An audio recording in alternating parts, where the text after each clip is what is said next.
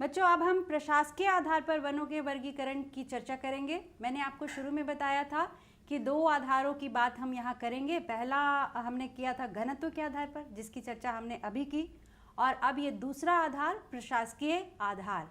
तो इस आधार पर वनों के 3 भाग बताए गए हैं। पहला है आरक्षित वन यानी रिजर्व्ड फॉरेस्ट, दूसरा है रक्षित वन यानी प्रोटेक्टेड फॉरेस्ट, और तीसरा है अवर्गीकृत वन यानी अनक्लासिफाइड फॉरेस्ट। तो अब हम देखेंगे कि कुल वन क्षेत्र में इनका हिस्सा कितना है और इनकी क्या क्या कैरेक्टरिस्टिक्स हैं, विशेषताएं हैं। तो आरक्षित वन की जहाँ तक बात है, रिजर्व्ड फॉरेस्ट की जहाँ तक बात है, यह कुल वन क्षेत्रफल का 54 यानी 54% हिस्सा बनाता है। आरक्षित वन का हिस्सा है 54%, 54%। इसकी क्या क्या विशेषताएं हैं, आइए हम एक एक करके इन पर चर्चा करें। तो पहला है कि यह पूरी तरह से सरकार के द्वारा नियंत्रित होता है। कौन? आरक्षित वन। यानी इसमें पूरा जो कुछ भी होता है, इसके बारे में नियम बनाना, इसकी रखवाली करना, कैसे क्या करना है, ये सब कुछ सरकार के द्वारा ही किया जाता है। ठीक है। दूसरा है कि इस वन में यानी आरक्षित वन में लकड़ी काटने और पशुचारण पर पूरी तरह से प्रतिबंध होता है। यानी यहाँ आप ना तो लकड़ी काटने के लिए ना जा सकते हैं, ना ही अपने मवेशियों को चराने के लिए ले जा सकते हैं। यानी वन प्रदेश में, वन का जो इलाका है, जो आरक्षित वन क्षेत्र जो जिसको चिन्हित किया गया है, जिसको घोषित किया गया है, उस वन क्षेत्र में आप प्रवेश नहीं कर सकते लकड़ी काटने के लिए या पशुचारण के लिए। तो फिर इनका महत्व क्या है, किस लिए इनको हम आरक्षित करते हैं? तो बच्चों, इसका महत्व बहुत ज़्यादा है। हमारे इस छोटे मोटे लकड़ी काटने और मवेशी चराने के फायदे से कहीं ज़्यादा इन वनों का महत्व है। क्या महत्व है? तो ये बाढ़ नियंत्रण। आप जानते हैं कि वन जो है वो बड़ी मात्रा में जल राशि को अपने अंदर समेटे रहते हैं, संचित करते हैं। तो ऐसा करके ये बाढ़ नियंत्रण में हमारी मदद करते हैं।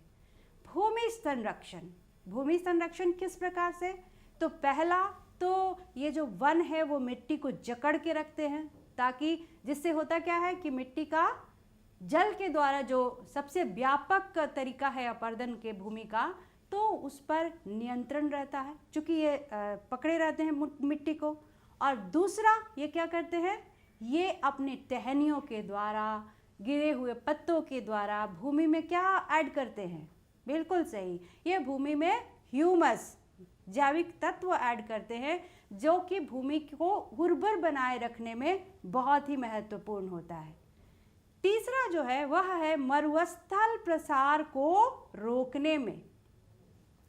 बच्चों, आप जानते हैं कि जहाँ जहाँ भी अभी मरुस्थल है, चाहे वो हमारे देश थार में हो या फिर वो अफ्रीका का सहारा हो या दुनिया का कोई और मरुस्थल हो, वह मरुस्थल क्या हो रहा है, धीरे धीरे उसका क्षेत्र बढ़ रहा है। हम जानते हैं मरुस्थल में पवन का जो कार्य होता है वो बड़ा ही प्रभावकारी होता है, वो बहुत ही प्रोनाउंस्ड होता है।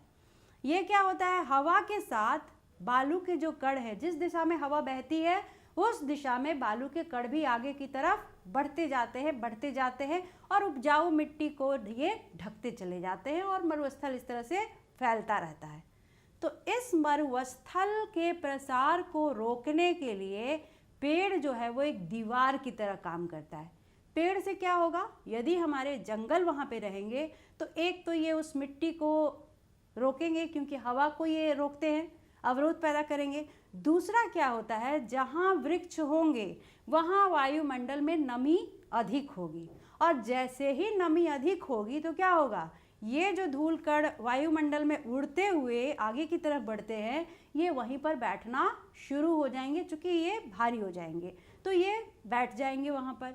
तो इस तरह से ये क्या है, जलवायु के दृष्टिकोण से काफ़ी महत्वपूर्ण होते हैं। कैसे? हम जानते हैं वनों का मॉडरेटिंग इफेक्ट होता है जलवायु पर। दो तरह से, एक तो ये तापमान को नियंत्रित करते हैं, दूसरा जहाँ वन अधिक होंगे वहाँ वर्षा की मात्रा भी अधिक होती है, क्योंकि ये इवेपोट्रांसपिरेशन के प्रोसेस के द्वारा वायुमंडल में भारी मात्रा में जलकण ऐड करते हैं। तो जलवायु को मॉडरेट बनाने में भी वनों की बहुत महत्वपूर्ण भूमिका होती है। उसके बाद प्रदूषण को भी ये नियंत्रित करेंगे। जितना कार्बन डाइऑक्साइड हम वायुमंडल में मुक्त करते हैं, उस कार्बन डाइऑक्साइड का इस्तेमाल करके उसको ये फोटोसिंथेसिस के प्रोसेस में यूज़ करते हैं और बदले में हमें क्या देते हैं? ऑक्सीजन। तो इस तरह से इन वनों का, आरक्षित वन का हम प्रत्यक्ष आर्थिक लाभ ना लेकर के उससे ज़्यादा बड़ा हम ये बाढ़ नियंत्रण, भूमि संरक्षण, मरुस्थल प्रसार को रोकने और जलवायु को मॉडरेट बनाने में, तापमान को नियंत्रित करने में, प्रदूषण को नियंत्रण में रखने में हम ये जो वन है इनकी बहुत बड़ी भूमिका होती है। तो इस प्रकार इस वन में एक तरह से हम देखते हैं कि मानवीय जो हस्तक्षेप होता है वह पूरी तरह से प्रतिबंधित होता है, इस पर पूरी तरह से रोक होता है। तो आप समझ गए कि आरक्षित वन क्या है, वन क्षेत्र में इसका हिस्सा कितना है और क्या क्या इसकी विशेषताएं हैं। अब हम बात करेंगे रक्षित वन की। प्रशासकीय आधार पर दूसरा जो प्रकार है वह है रक्षित वन का, प्रोटेक्टेड फॉरेस्ट का। कुल वन क्षेत्र में प्रोटेक्टेड फॉरेस्ट का, रक्षित वन का जो हिस्सा है वह है 29%। आइए अब देखते हैं कि इसकी विशेषताएं क्या क्या है। तो बच्चों, इस वन का भी यानी रक्षित वन के भी देखभाल का, रख रखाव का उत्तरदायित्व सरकार पर ही होता है, यानी इसका भी देखभाल सरकार ही करती है। लेकिन इसमें अंतर कहाँ होता है? अंतर ये होता है कि जो वहाँ के स्थानीय लोग हैं, यानी जहाँ ये रक्षित वन क्षेत्र घोषित है उसके आसपास इलाके के जो लोग हैं, गांव है, रहने वाले वहाँ के जो लोग हैं, उन स्थानीय लोगों को नियमों के अधीन, यानी कुछ उसका लेट डाउन रूल्स है, उसके अधीन उनको कुछ छूट रहती है। तो क्या छूट रहती है? वह ये छूट रहती है कि वह वन में जाकर लकड़ी काट सकते हैं या लकड़ी चुन सकते हैं। ठीक है, जो सूखे पेड़ हैं उनकी टहनियाँ या जो टहनियाँ नीचे गिरी हुई हैं उनको वो चुन सकते हैं। साथ ही साथ वो अपने पशुओं को यहाँ पर चरा सकते हैं। ठीक है, लेकिन ये अनुमति सरकारी नियम के अंतर्गत होता है। ऐसा नहीं है कि आप जाइए और किसी हरे भरे पेड़ को काट लीजिए और पूरी मोटी लकड़ी काट के आप ला सकते हैं, ऐसा नहीं। आप अपनी आवश्यकता के लिए, चूंकि वो स्थानीय लोग होते हैं, पीढ़ियों से वो इस वन पर ही निर्भर रहे हैं, आश्रित रहे हैं अपनी आवश्यकताओं की पूर्ति के लिए, इसलिए सरकार ने नियमों के अधीन उनको ये छूट दे रखा है कि आप लकड़ी काट सकते हैं, चुन सकते हैं और अपने पशुओं को वहाँ पर चरा सकते हैं। अब है कि इसका उद्देश्य क्या है? तो इसका उद्देश्य ऊपर वाला तो स्वाभाविक रूप से होगा, लेकिन ये मुख्य रूप से जो जंगलों को रक्षित वन, प्रोटेक्टेड फॉरेस्ट घोषित किया जाता है, उसका मुख्य उद्देश्य ये होता है कि ये जंगल, इनका विनाश ना हो, ये जंगल बचे रहें। यानी स्थानीय लोगों का उसमें इतना इंक्रोचमेंट या बाहर के लोगों का इतना इंक्रोचमेंट ना हो कि पता चला कि कुछ समय के बाद जंगल समाप्त हो गया, नष्ट हो गया। तो इन जंगलों को, उनके अस्तित्व को बचाए रखने के लिए ही इनका रक्षित वन के रूप में इनकी घोषणा, इनको चिन्हित किया जाता है। ठीक है, आइए अब हम बात करते हैं वन के तीसरे प्रकार का, जिसे हम कहा गया है अवर्गीकृत वन या अनक्लासिफाइड फॉरेस्ट। कुल वन क्षेत्र में इस वन का हिस्सा होता है 17%, 17% क्या होता है? अवर्गीकृत, अनक्लासिफाइड फॉरेस्ट। अब हम बात करते हैं कि इनकी क्या क्या विशेषताएं हैं, कैरेक्टरिस्टिक्स क्या है। तो इसमें यहाँ पर जो है, ये चूंकि अनक्लासिफाइड, आपको नाम से ही है कि इसका वर्गीकरण, इसको बहुत ज़्यादा नियम कानून के अंतर्गत नहीं रखा गया है, नहीं बांधा गया है। इसमें जो सरकार का हस्तक्षेप होता है, सरकार की जो भूमिका होती है वो बहुत ही सीमित होती है। ठीक है, इसमें सरकार बहुत सारे नियम कानून नहीं लगाती है, ये बहुत सीमित अपना इसमें हस्तक्षेप करती है और ये आप इस पर जो कुछ भी एक्टिविटीज़ करते हैं उसके बदले में आपको सरकार को शुल्क देना पड़ता है, टैक्स देना पड़ता है। ठीक है। उसके बाद अब इसमें है कि कौन कौन सा वन क्षेत्र आता है। तो इसमें इन दो के अलावे हमने आपको शुरू में बताया था कि जहाँ पे भी 10% भूभाग पर वन हो, पेड़ हो, उसको वन कहेंगे।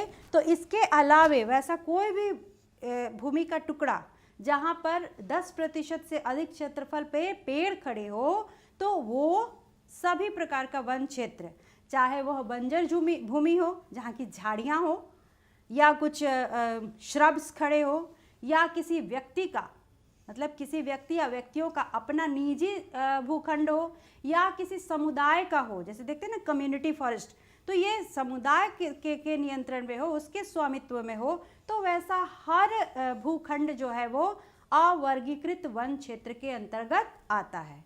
यहाँ पर आपको लकड़ी काटने पर या पशुओं को चराने पर कोई प्रतिबंध नहीं होता है, कोई नियंत्रण नहीं होता है। ये पूरी तरह से आप अपनी सुविधा और आवश्यकता के अनुसार इस वन भूमि का उपयोग करने के लिए स्वतंत्र हैं।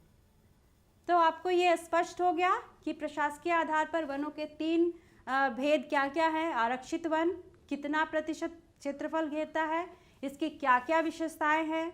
रक्षित वन प्रोटेक्टेड फॉरेस्ट 29% भूभाग पर है, इसकी क्या क्या विशेषताएं हैं आपने जान लिया। और तीसरा अवर्गीकृत वन यानी अनक्लासिफाइड फॉरेस्ट जो कि 17% क्षेत्रफल है इसका, और इसकी क्या क्या विशेषताएं हैं ये भी आपने जान लिया।